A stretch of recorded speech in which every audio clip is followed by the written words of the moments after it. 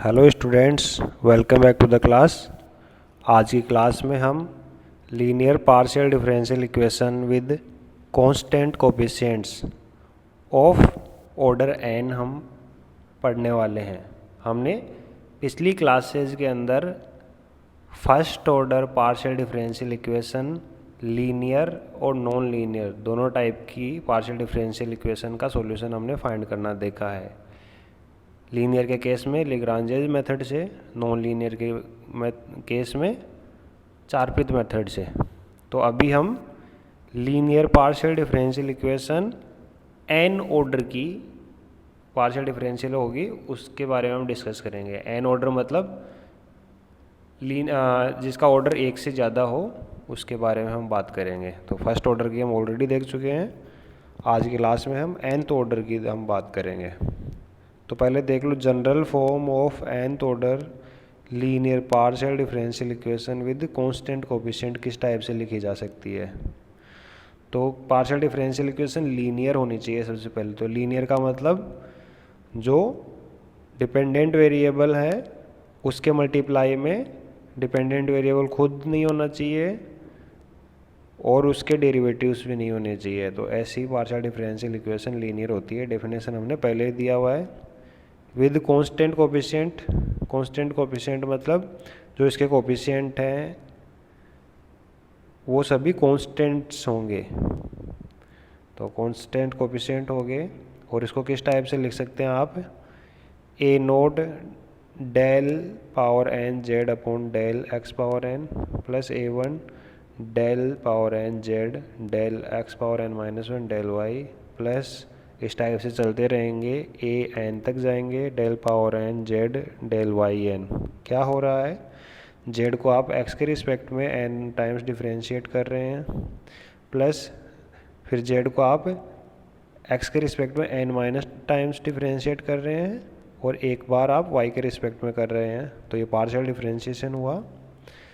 और ये ऐसे करते करते x का डिफरेंशिएशन आप कम करते जाएंगे, y का इंक्रीज करते जाएंगे, तो लास्ट में आके del power n z upon del y power n आ गया। ये आ गया इतना अभी प्लस। तो यहाँ से लेके यहाँ तक ये पार्शियल डिफरेंशियल इक्वेशन थी। इसमें सबकी पावर डेल पावर n है, मतलब यहाँ तक ऑर्डर n है, मतलब हाईएस्ट ऑर्डर इसमें n है। फिर आगे देखो n माइनस वन आ रहा है, ठीक है। तो del n minus one z upon del x power n minus one, फिर x का डिफरेंशिएशन कम होते जाएगा, y का इंक्रीज होते जाएगा इस टाइप से। और इसी टाइप से आगे चलते चलते K nought del Z upon del Y plus K one del Z upon del Y plus some constant M nought Z is equal to some आगे कोई फंक्शन ऑफ एक्स वाई। इसको इक्वेशन नंबर 1 मैं अभी बोल रहा हूँ। जो भी ये कोफिशिएंट है, A nought A one A N B nought B one B N, ये सभी के सभी कॉन्स्टेंट्स हैं, ठीक है ना।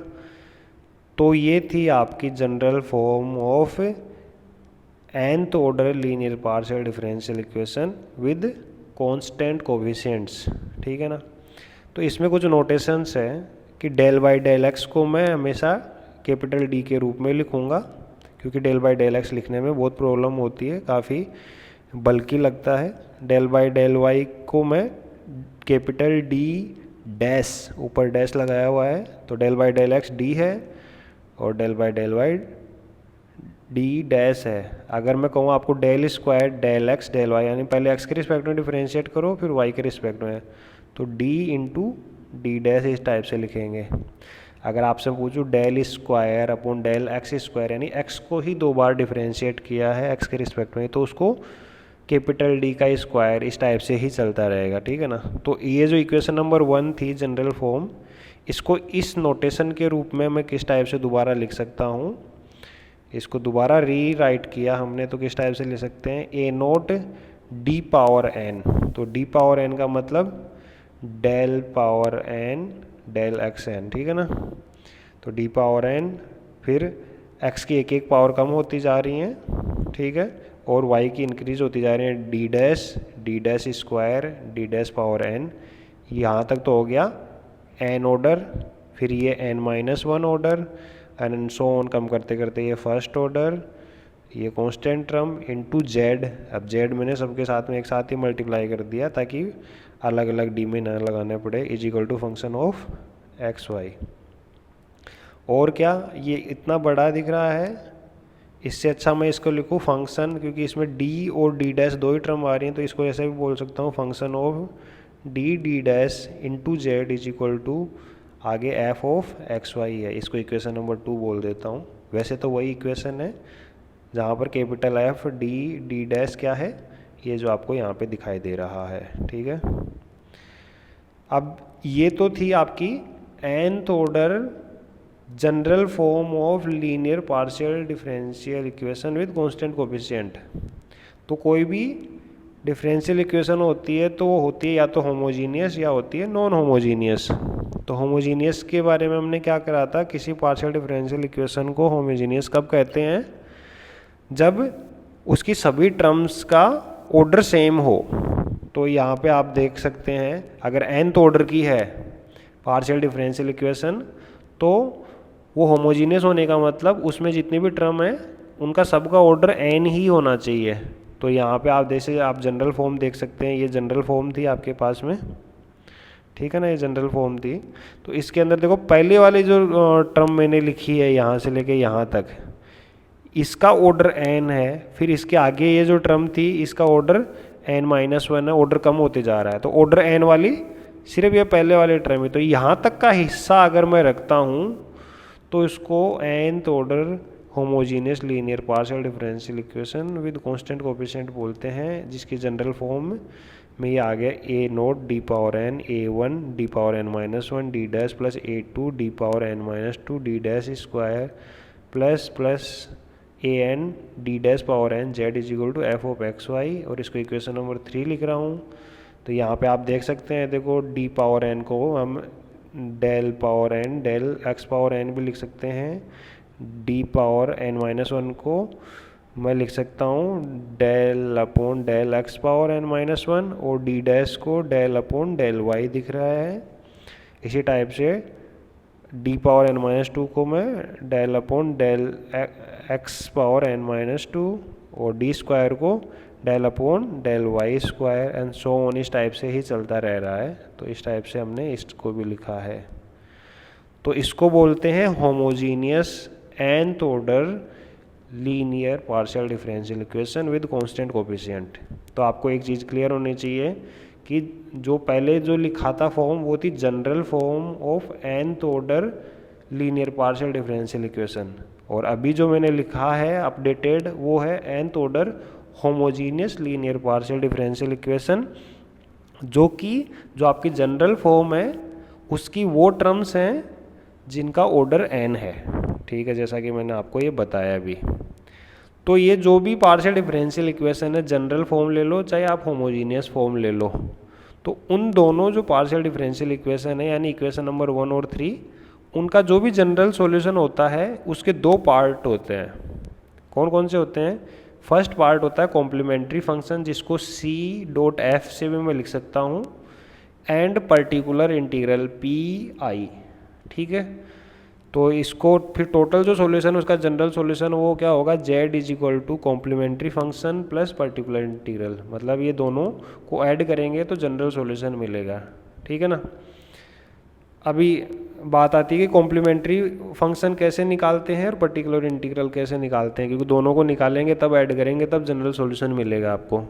तो कॉम्प्लीमेंट्री फंक्शन आपको मिलता है अगर इस पार्शियल डिफरेंशियल इक्वेशन में जो आगे का जो पार्ट है उसको जीरो कर दो, f of D D dash z is equal to zero करोगे, तब उसको सोल्व करोगे तब आपको कॉम्प्लीमेंट्री फंक्शन मिलेगा। तो यहाँ पे आप पार्शियल डिफरेंशियल इक्वेशन देख सकते हैं, इसमें राइट हैंड साइड में एफ ऑफ एक्स वाई है, तो इसको जीरो करके सोल्व करेंगे तो आपको क्या मिलेगा, कॉम्प्लीमेंट्री फंक्शन मिलेगा। और पर्टिकुलर इंटीग्रल कैसे मिलेगा, इसमें आपको z इज इक्वल टू आगे एफ ऑफ एक्स वाई है, तो इधर देख सकते हैं आप, तो ये F of D D dash को आप नीचे लेके आ जाएंगे एफ ऑफ एक्स वाई के, तो z is equal to f of x y upon function of D D dash, इसको सोल्व करेंगे तो पर्टिकुलर इंटीग्रल निकलेगा। कॉम्प्लीमेंट्री फंक्शन जब हम निकालते हैं तो उसमें आर्बिट्रेरी कॉन्स्टेंट्स आते हैं, पर्टिकुलर इंटीग्रल निकालते हैं तो उसमें आर्बिट्रेरी कॉन्स्टेंट्स नहीं आते हैं।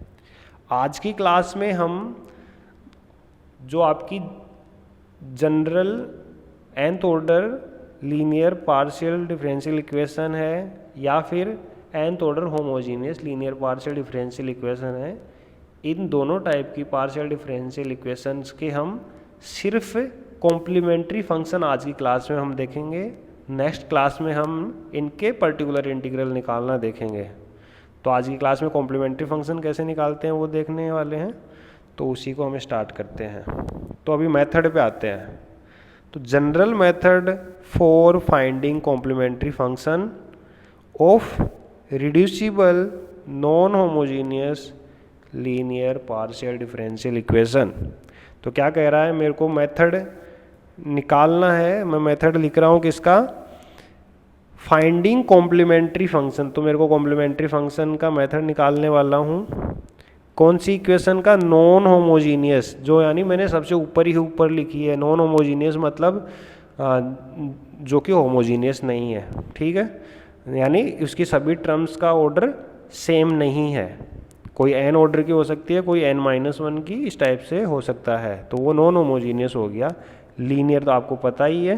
जो कहने का मतलब कुल मिला के जो ऊपर इक्वेशन नंबर 1 में जो पार्शियल डिफरेंशियल इक्वेशन मैंने लिखी है उसका हमें कॉम्प्लीमेंट्री फंक्शन निकालना है। तो देखो ये रिड्यूसिबल क्या है इसके बारे में आपको नीचे बताता हूँ। रिड्यूसिबल क्यों लिखा है मैंने ये मैं बताता हूँ। टू फाइंड कॉम्प्लीमेंट्री फंक्शन हमें क्या सोल्व करना होगा, जैसे मैंने आपको बताया ऊपर, कॉम्प्लीमेंट्री फंक्शन को सोल्व करने के लिए f of D D dash z is equal to 0, हमें राइट हैंड साइड को 0 रख के ही हमें ऑपरेट करना होगा। मैंने ऊपर आपको बताया कॉम्प्लीमेंट्री फंक्शन इसी से निकालते हैं। तो पहले देखो रिड्यूसिबल क्या होता है।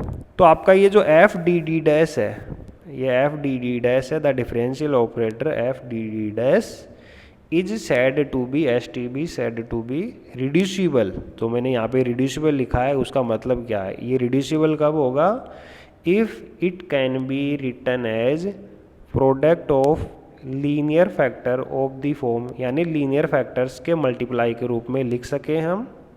किस टाइप से, f D D dash z is equal to, जो एफ डी डी डैश है इसको आप कैसे लिख सकते हैं, लीनियर फैक्टर। लीनियर फैक्टर मतलब आपके जो फैक्टर हैं उनमें सबकी पावर 1 नहीं होनी चाहिए, 1 से ज़्यादा नहीं होनी चाहिए।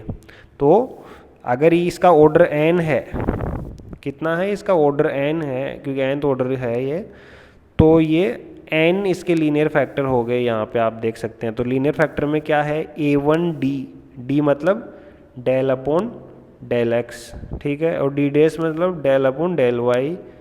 तो ये a1 b1 c1 ये तो कांस्टेंट है, और a1d plus b1 d dash plus c1 dot a2d plus b2d dash plus c2 and so on an d plus bn d dash plus cn। मतलब आपने इसके n लीनियर फैक्टर कर दिए, और लीनियर फैक्टर इस type से हैं कि जो ai's हैं यानी a1 a2 a3 an, ये सभी जो मल्टीप्लाई हो रहे हैं वो डेल बाई डेल एक्स से हमेशा मल्टीप्लाई हुए मिलेंगे आपको। जो b1 b2 bn यानी ये जो bi's हैं वो डेल बाई डेल वाई यानी d डैश से मल्टीप्लाई हुए मिलेंगे, प्लस कुछ कांस्टेंट हो सकते हैं c1 c2 cn जो आपके कांस्टेंट हो सकते हैं, into z is equal to 0। तो इस टाइप से आपको लीनियर फैक्टर में अगर किसी को हम लिख पाएंगे तो उसको बोलते हैं रिड्यूसिबल, ठीक है। तो अगर ऐसा नहीं है तो उसको हम इरिड्यूसिबल बोलेंगे। अभी हम जो इस चैप्टर में करने वाले हैं, हम सिर्फ रिड्यूसिबल वाला केस को कंसीडर करने वाले हैं, क्योंकि इरिड्यूसिबल वाला आपके सिलेबस के बियॉन्ड है और वो आपको हार्ड पड़ेगा। इसलिए जितने भी क्वेश्चंस आएंगे उनको हम सोल्व करेंगे रिड्यूसिबल फैक्टर से। इसका मतलब जो भी क्वेश्चन आएगा उसको आप लीनियर फैक्टर्स के रूप में रिड्यूस कर सकते हो। तो सबसे पहले क्या करना है, आपके पास में non homogeneous nth order linear partial differential equation आपको मिलेगी। उस पार्शियल डिफरेंशियल इक्वेशन के आप लीनियर फैक्टर करेंगे इस टाइप से।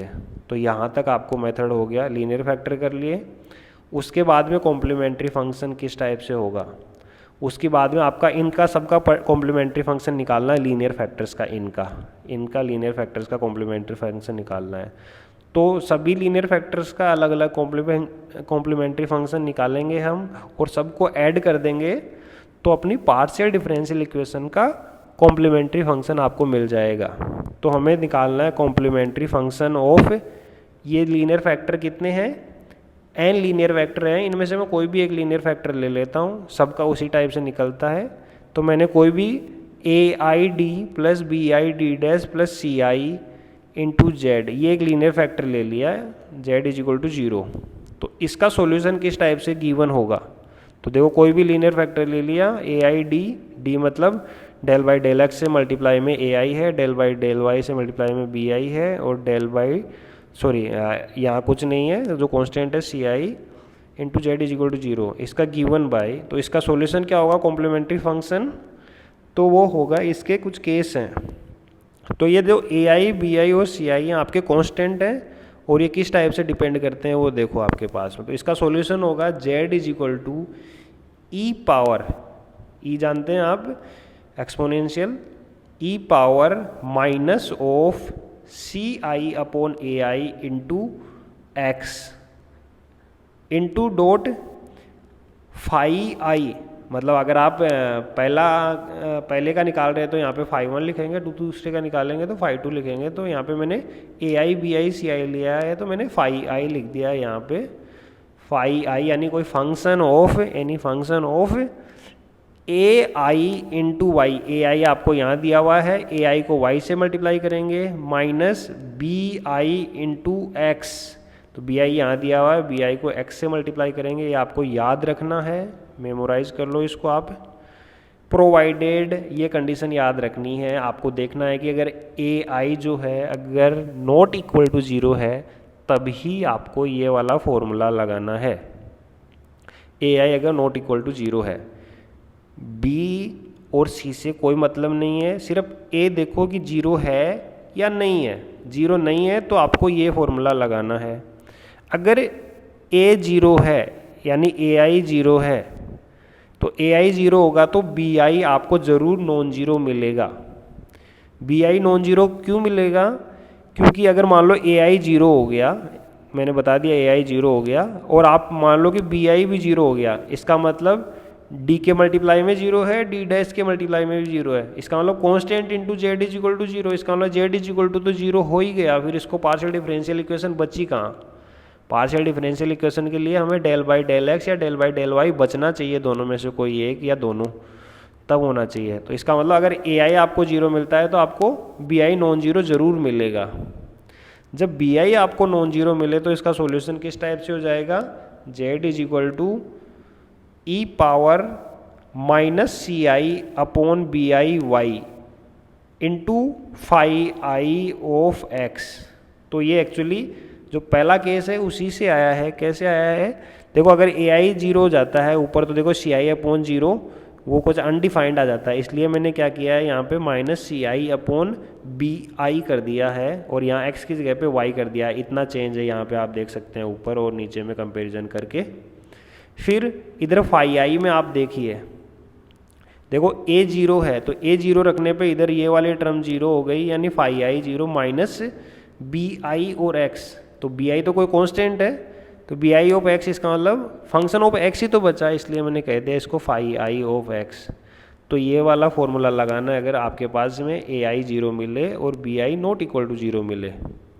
तीसरा केस हमारे पास क्या बनता है कि A और B दोनों में से कोई ना कोई तो नॉन जीरो मिलेगा, या ठीक है, बट CI अगर आपको 0 मिल गया, यानी जो आगे जो कांस्टेंट आपको दिखाई दे रहा है ये अगर आपको 0 मिला तो आपका सॉल्यूशन क्या होगा। आप देखो ये भी फर्स्ट से ही आया है, फर्स्ट से ही, तो फर्स्ट के अंदर C की जगह पे आप 0 रख दोगे तो ई पावर 0 हो जाता है 1, तो आंसर आपके पास में बनता है phi i AI y minus BI x.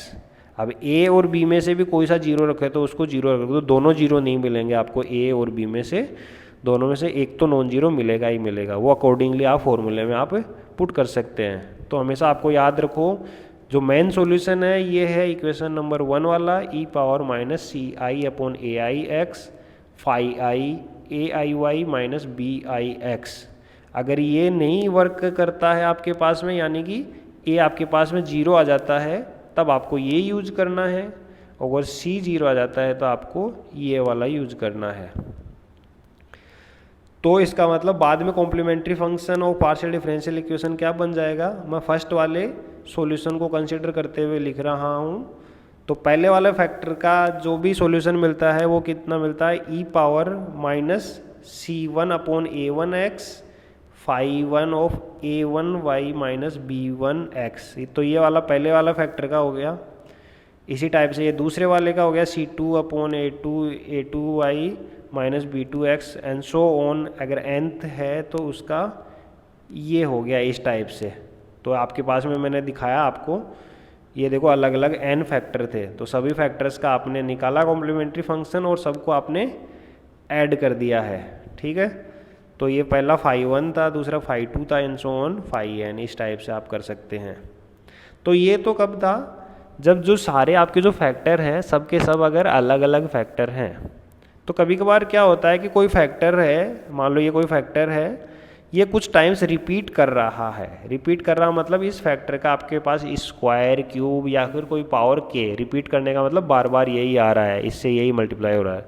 मान लो इस टाइप से है A I D plus B I D dash plus C I, मतलब ये फैक्टर के टाइम्स ये रिपीट कर रहा है, पावर के लिखा है, इसका मतलब के टाइम्स ये रिपीट कर रहा है। तब इसका कॉम्प्लीमेंट्री फंक्शन इस वाले केस में क्या देंगे, सेम तरीके से e power minus C I upon A i. तो provided a i not equal to 0, तो वो मैं फर्स्ट वाले केस के अकॉर्डिंग चल रहा हूँ। अगर आपको ए आई 0 मिल जाए तो आप सेकेंड वाला केस लगा लेना तो चलेगा उसी टाइप से। तो आया E power minus C I upon A I X bracket start phi one of A I Y minus B I X. तो देखो ये बाहर मैंने कॉमन लिया, E power minus C I upon A I X bracket star phi one, ये plus X multiply किया है, फिर यहाँ पे फाई वन की जगह पे मैंने फाई टू लिखा है, A I Y minus B I X ये सेम रखा है अंदर यहाँ पर एंड सो ऑन। कहाँ तक चलेगा, x power K minus one तक चलेगा। अगर के टाइम्स रिपीट कर रहा है तो x power K minus one तक चलेगा। तो यहाँ पे देखो कुछ भी नहीं था, यहाँ एक्स पावर वन आया and so on X power K minus one तक चलेगा। Phi of K A I Y minus B I X. तो ये कॉम्प्लीमेंट्री फंक्शन हो गया अगर ये के टाइम्स रिपीट कर रहा है। अब इसका एग्जाम्पल हमें देखना बनता है।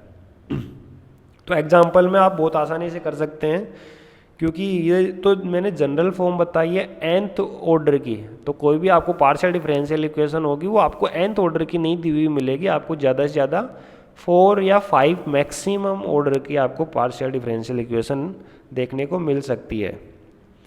जैसे अगर आपसे क्वेश्चन पूछा find complementary function of the partial differential equation 2d minus D dash plus 4 multiplied by D plus 2d dash plus 1 square z is equal to 0।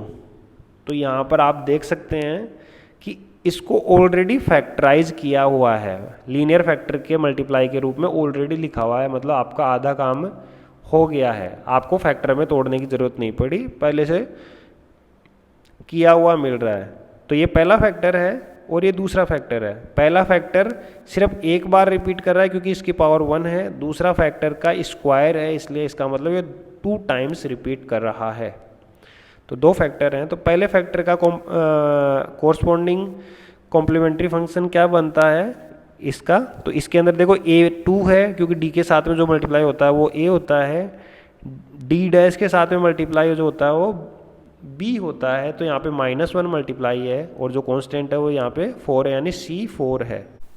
तो z is equal to E power minus C upon A. तो c की value 4 है, a की value 2 है, तो 4 upon 2x phi one of a y. तो a value 2 है, 2y आ गया, माइनस बी एक्स था तो माइनस माइनस प्लस क्योंकि यहाँ पे -1 है तो प्लस एक्स आ गया 2y प्लस एक्स। तो इसको आप ऐसे भी लिख सकते हैं e⁻²x phi 1 of x plus 2y भी लिख सकते हैं आप।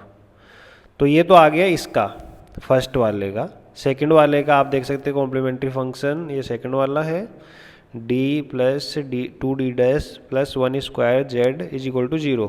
तो इसका कॉम्प्लीमेंट्री फंक्शन कितना होगा e⁻⁻c/a, तो यानी -1/1x फंक्शन ऑफ, अब फाई 2 आएगा क्योंकि फाई 1 में ऑलरेडी काम में ले चुका हूँ, phi 2 of ay minus b x. तो a आपके पास में 1 है तो 1y minus b x, b2 है -2x। तो ये आ गया, क्योंकि इसका स्क्वायर है तो इसका मतलब एक बार और आएगा, एक x⁻1 phi 3 of same y -2x। जब आपके पास जब दो लीनियर फैक्टर जब रिपीट करते हैं या फिर के लीनियर फैक्टर रिपीट करते हैं तो आप 1x अप टू x⁻k-1 तक जाते हैं। यहाँ 2 है तो 2 - यानी x तक जाएंगे यहाँ पे। तो ये आ गया, इसको दोबारा लिखूँगा तो e⁻⁻x phi 2 y -2x plus x phi 3 y -2x आ गया। दोनों कॉम्प्लीमेंट्री फंक्शन को ऐड करेंगे तो पार्शियल डिफरेंशियल इक्वेशन का कॉम्प्लीमेंट्री फंक्शन आ जाएगा, दैट इज जो आपका पहला कॉम्प्लीमेंट्री फंक्शन प्लस ये दूसरा कॉम्प्लीमेंट्री फंक्शन, ये सॉल्यूशन हो गया। एक और एग्जांपल आप देख सकते हैं, find complementary function of this partial differential equation is equal to z is equal to 0। तो देखो इसके अभी लीनियर फैक्टर नहीं किए हुए हैं, आपको इसको पहले लीनियर फैक्टर करना है इसके, क्योंकि आप देख रहे हैं यहाँ तक 2 ऑर्डर की थी, आगे 1 ऑर्डर की होगी। इसका मतलब ये होमोजीनियस नहीं है, इसका ऑर्डर कम हो रहा है, सेम ऑर्डर का नहीं है। तो आप देखो शुरू की दो टर्म्स को आप D square minus D dash square को आपके लिए कैसे लिख सकते हैं, D minus D dash into D plus D dash लिख सकते हैं। प्लस आगे वाले में से अगर 3 कॉमन लिया तो डी माइनस डी डैश और आगे जेड इज इक्वल टू 0। तो यहाँ से ये कॉमन आ रहा है, डी माइनस डी डैश मैंने कॉमन लिया तो लेफ्ट साइड से D plus D dash, right side से 3 आया into z is equal to 0। तो आपके पास दो लीनियर फैक्टर बन गए, ये और ये। तो पहले लीनियर फैक्टर का कॉम्प्लीमेंट्री फंक्शन निकालते हैं। तो पहला linear factor D minus D dash है, तो इसके अंदर a इज इक्वल टू 1 है, b इज इक्वल टू -1 है और c इज इक्वल टू 0 है, क्योंकि c यानी कांस्टेंट दिया हुआ नहीं है। तो जब c 0 होता है तो क्या होता था उसका complementary function, z is equal to phi of क्या होता था, ay माइनस बी एक्स। तो a आपके पास में 1 है, 1y माइनस बी एक्स, तो माइनस और माइनस बी वो है माइनस बी है -1, तो माइनस माइनस प्लस, तो y प्लस एक्स आ गया आपके पास में। ये कॉम्प्लीमेंट्री फंक्शन आ गया पहले लीनियर फैक्टर का। दूसरा linear factor d plus D dash plus 3 है, इसका अंदर c 3 है, b 1 है और a भी 1 है। तो e⁻⁻c/ax फाई 2 ay यानी 1 into y minus b x -1 into x. तो ये कितना आ गया, phi 2 y minus x that is equal to e⁻−3x phi 2 y minus x. दोनों लीनियर फैक्टर हो गए, दोनों को ऐड करेंगे तो आपको सॉल्यूशन मिल जाएगा। तो ये इस टाइप से करना है। ये एग्जाम्पल थे आपके पास में। अगर nth ऑर्डर की non homogeneous linear partial differential equation है तो उसका आपका सॉल्यूशन किस टाइप से निकलता है। तो पहले आप इसको सॉल्यूशन को जो आपका उसको फैक्टराइजेशन करेंगे उसका, और उसके बाद में आप जो फॉर्मूला है वो पुट करेंगे तो आपके पास में ये सॉल्यूशन आता है। अभी अगर होमोजीनियस है तो किस टाइप से करेंगे, अगर एक पार्शियल डिफरेंशियल इक्वेशन होमोजीनियस है nth ऑर्डर की तो क्या है, general method of finding complementary function of homogeneous linear partial differential equation. तो होमोजीनियस में जैसे मैंने बताया था ऊपर, उसको मैं दोबारा यहाँ पे रिपीट कर रहा हूँ। ये किस फॉर्म में होती है, अगर सबका ऑर्डर n ही हो, सब सारी जितनी भी टर्म है उनका ऑर्डर सिर्फ n होना चाहिए। तो जैसे पहले देख रहे थे d स्क्वायर भी था किसी टर्म में और d पावर 1 भी था, d डैश स्क्वायर भी था, सिर्फ d डैश था, तो उसमें ऑर्डर डिक्रीज हो रहा था, तो वो नॉन होमोजीनियस थी। होमोजीनियस में सबका ऑर्डर सेम रहेगा। तो यहाँ देख सकते हैं ऑर्डर n है, n है, n है, n है, is equal to function of x y है। तो इस टाइप से आपका ये homogeneous linear partial differential equation of order n आपके पास में दिखाई देता है। अगर इसको d और d डैश की फॉर्म में अगर मैं लिखना चाहूँ तो del upon del x n को मैं d पावर n लिखा हूँ, फिर x की पावर कम होती जा रही है, d डैश की पावर इंक्रीज होती जा रही है, इसको इस टाइप से लिख दिया हूँ। और जो ये फंक्शन है इसको f D D dash z is equal to function of x y. क्योंकि हमें कॉम्प्लीमेंट्री फंक्शन निकालना है तो कॉम्प्लीमेंट्री फंक्शन निकालने के लिए हमें इसको सोल्व करना पड़ता है f D D dash z is equal to 0। मैंने बताया था आज की क्लास में सिर्फ हम कॉम्प्लीमेंट्री फंक्शन निकालेंगे, नेक्स्ट क्लास में हम पर्टिकुलर इंटीग्रल कैसे निकालते हैं ये देखेंगे। नाउ इस टाइप में अगर होमोजीनियस टाइप की अगर आपके पास में पार्शियल डिफरेंशियल इक्वेशन मिलती है nth ऑर्डर की, तो ये आपके पास में फॉर्म है। इस फॉर्म में क्या करते हैं, ऑक्सिलरी इक्वेशन बनानी है आपको। सबसे पहले ऑक्सिलरी इक्वेशन कैसे बनेगी, d को आप स्मॉल m ले लो और d डैश को 1 ले लो, तो अब आपको जो मिलेगा वो आपको मिलेगी ऑक्सिलरी इक्वेशन मिलेगी आपके पास में। तो आप देख सकते हैं इसमें पुट करेंगे तो a0 d की जगह पे m रखा, m power n a0 m power n plus a1 d की जगह पे मैंने m रखा, d डैश की जगह पे 1 रखा, तो d डैश का कोई वैल्यू नहीं हो रहा है, तो m power n minus 1 a2 m power m minus 2 and so on a n is equal to 0। अब यहाँ पे ये देख सकते हो ये एक पोलिनोमियल है जिसका ऑर्डर n है, क्योंकि हाईएस्ट ऑर्डर n है तो पोलिनोमियल का ऑर्डर वही होता है। अगर किसी पोलिनोमियल का ऑर्डर n होता है तो bye fundamental theorem of algebra क्या होता है, अगर किसी पोलिनोमियल का ऑर्डर n है तो उसके रूट्स यानी उसके जो सॉल्यूशन है वो भी n ही होंगे, मतलब n नंबर ऑफ सॉल्यूशंस होंगे। Therefore, by fundamental theorem of algebra, this polynomial will have n roots। वो n roots किस टाइप से हो सकते हैं उनका नाम मैंने दिया है, small m1, small m2, small m3 and so on small mn। ये आपके पास में n रूट इस पोलिनोमियल के हैं। इस पोलिनोमियल को सोल्व करेंगे तो आपको n रूट मिलेंगे। तो n रूट किस टाइप से हैं उसमें अलग अलग केस हैं। पहला केस ये है कि जो रूट आपने इस पोलिनोमियल के जो निकाले हैं वो सभी रूट्स रियल नंबर्स हैं, यानी कोई भी कॉम्प्लेक्स नहीं है, उनमें से रियल नंबर्स हैं और जो सभी के सभी डिस्टिंक्ट है, मतलब कोई भी रिपीट नहीं कर रहा है। जैसे कि रिपीट करने का एग्जांपल दूं आपके पास में, अगर आपके पास में पोलिनोमियल है x square minus 2x plus 1, तो इसका मतलब कितना होता है, इसका रूट कितना होता है, इसको लिख सकते हैं आप x माइनस 1 का whole square is equal to 0। इसका मतलब x इज इक्वल टू 1 और 1, 2 टाइम्स रूट रिपीट हुआ ना, 1 और 1। तो इस टाइप के रूट नहीं होने चाहिए इस केस में, सभी के सभी अलग अलग होने चाहिए, डिस्टिंक्ट होने चाहिए। तो मान लो कि इस टाइप से हैं m1 m2 m3 mn, सभी नॉट इक्वल टू हैं आपस में और सभी के सभी रियल नंबर है। केस 1 इस टाइप से है, तब इसका कॉम्प्लीमेंट्री फंक्शन का हम डायरेक्ट सॉल्यूशन, आसान सॉल्यूशन इस टाइप से लिख सकते हैं। आपको m1 m2 mn की हेल्प से z is equal to phi 1 y plus m1x plus phi 2 y plus m2x plus phi 3 y plus m3x plus plus plus phi n y plus mnx। तो हर एक अलग रूट के लिए phi 1 phi 2 phi n लिख के आप इस type से आप इसका कॉम्प्लीमेंट्री फंक्शन निकाल सकते हैं। ये तो केस 1 था जब सभी रूट्स अलग अलग थे। केस 2 कि रूट अभी भी रियल नंबर ही हैं, मतलब सभी रियल नंबर है, कॉम्प्लेक्स नहीं है, बट कुछ रूट हैं जो रिपीट कर रहे हैं। रिपीट कर रहे हैं मतलब जो बार बार आ रहे हैं। जैसे मान लो कि कुछ शुरू के रूट हैं m1 m2 mk, वो सभी के सभी इक्वल ही हैं, ठीक है। कुछ के रूट है शुरू की, वो इक्वल हैं, बार बार में रिपीट कर रहे हैं, और उसके बाद के सारे रूट अलग अलग हैं। टोटल n रूट हैं जिसमें से शुरू के नंबर ऑफ रूट हैं वो सब एक ही हैं, ठीक है, यानी उसको k टाइम्स रिपीट हुआ है और आगे के सारे रूट्स अलग अलग हैं। तब कॉम्प्लीमेंट्री फंक्शन के डेफिनेशन होगी।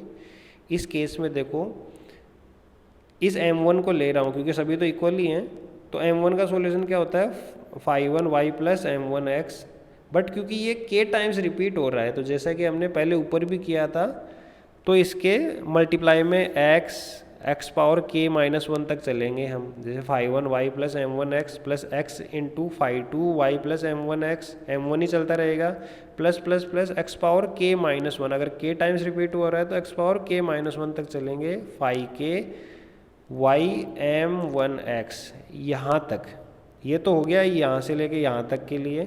फिर आगे वाले तो सभी अलग अलग हैं, तो उनका तो हम जैसे ऊपर किया था वैसे के वैसे ही करेंगे। फाई k+1 यानी कोई k+1 फंक्शन है, y प्लस एम k+1x का plus phi k+2 y m k+2x phi n y m n x। तो इस फॉर्मूले में आपको क्या रखना है, सिर्फ value of m1 m2 m3 mk+1 to mn तक रखना है।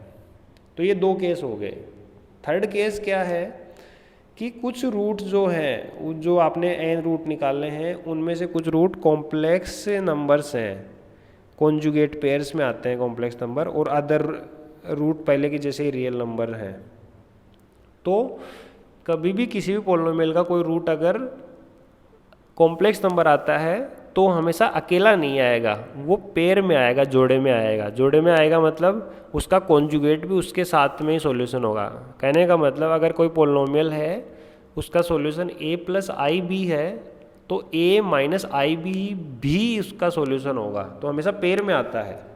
तो इसलिए मैंने मान लिया कि एक कॉम्प्लेक्स सॉल्यूशन a+ib है, तो दूसरा ऑब्वियसली a-ib भी आएगा उसके साथ में, और बाकी सभी रियल नंबर हैं, अलग अलग हैं, सभी के सभी अलग अलग हो चाहे इक्वल हो, हमें पता है ऊपर अगर इक्वल है तो किस टाइप से, अलग अलग है तो किस टाइप से। पर ये शुरू के दो कॉम्प्लेक्स नंबर आए हैं, पेयर के अंदर आया है, ठीक है। दो तो ये हो गए और n-2 ये हो गए, टोटल n हो गए रूट, ठीक है। तो इसका कॉम्प्लीमेंट्री फंक्शन क्या होगा, आगे वालों का तो हमें पता है, वैसे के वैसे ही लिखना है। इन दो के लिए कैसे स्पेसिफिक निकालेंगे हम, तो कैसे निकालेंगे, देखो फाई1 ऑफ y प्लस ये m1, y प्लस m1 मतलब a+ib(x) प्लस ये फाई1 यहाँ है तो यहाँ पे भी फाई1 ही रखना है, y प्लस a-ib(x), तो यहाँ प्लस का नोटेशन लगाया है, फाई1 y प्लस a-ib(x) आपने लिखा है यहाँ पे।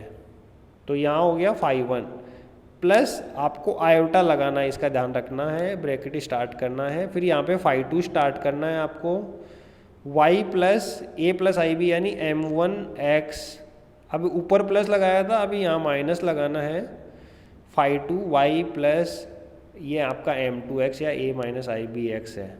तो ये जो चार टर्म है वो इन दो के लिए आएंगी, m1 और m2 के लिए। किस टाइप से आएंगी आप इसको याद कर लीजिए, प्लस आगे वाली तो आप जैसे पहले निकाल रहे हैं, फाई3 y plus m3x, फाई4 y plus m4x and so on, इस टाइप से चलता रहेगा।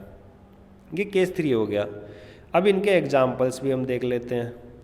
Find complementary function of this partial differential equation z is equal to 0। तो अब देख लो आप होमोजीनियस है या नहीं है, कैसे देखने से ही पता चल जाता है। होमोजीनियस का मतलब सभी टर्म्स का ऑर्डर सेम होना चाहिए।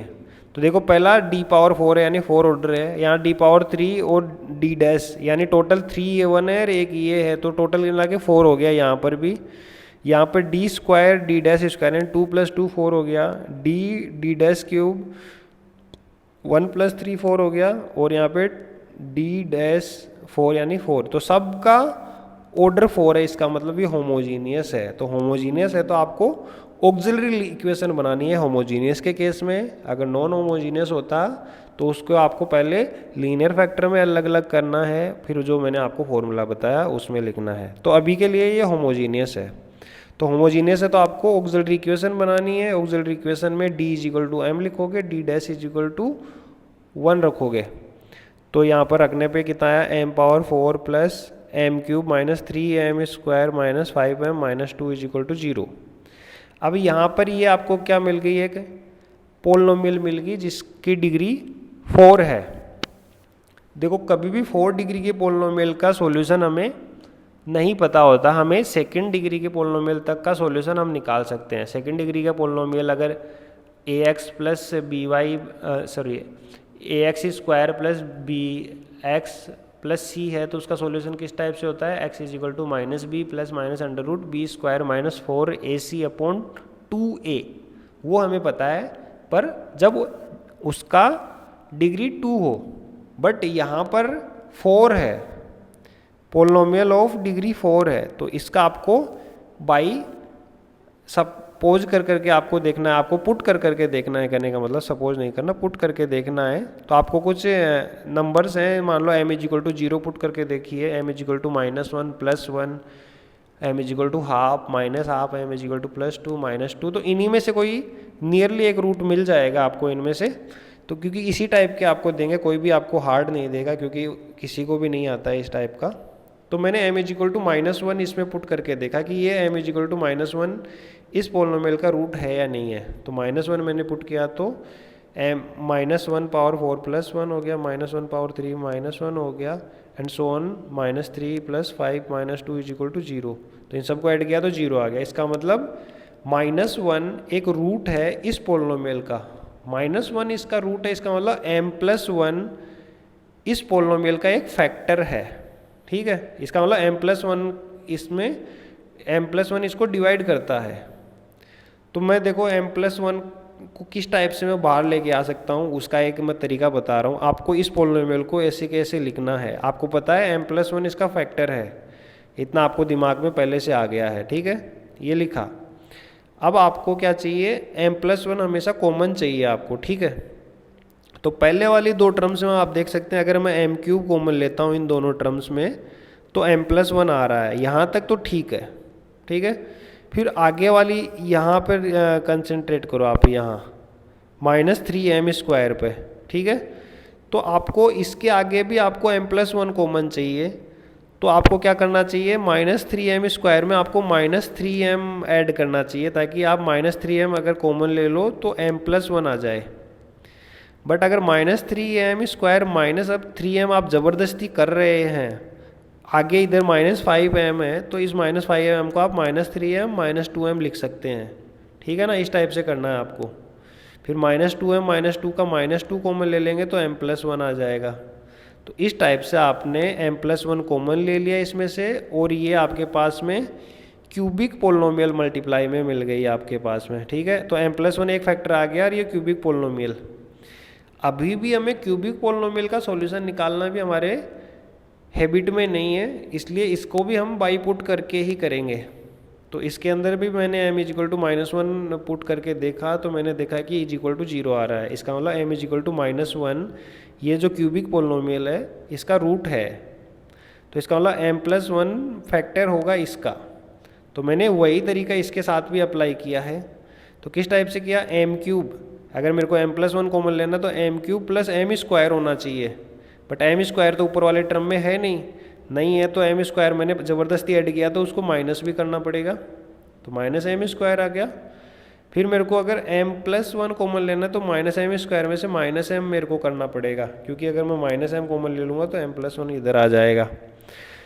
बट यहाँ पे -3m है, मैंने यहाँ पे -m किया तो मेरे को -2m और लाना पड़ेगा, ताकि दोनों का एडिशन यहाँ पे -3m आपको दिखाई देने लगे, -2 आगे है ही। तो मैंने इन दोनों शुरू की दो टर्म्स में से m² कॉमन लिया तो यहाँ पे m+1 आ गया। इन दोनों टर्म्स में से मैंने -m कॉमन लिया तो m+1 आ गया।